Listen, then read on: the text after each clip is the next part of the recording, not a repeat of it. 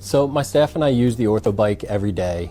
We utilize the bike for our total joint replacement patients, total knees, total hips, and what I love about it is that very early on we can get the patient cycling.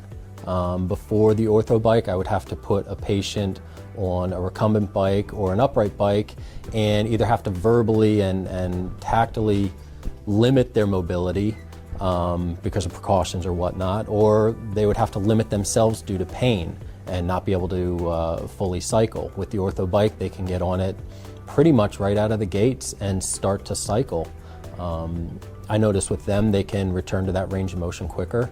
I notice with them they feel a sense of accomplishment that they're truly cycling full revolution, and you know, it really has been a staple with that population of our patients.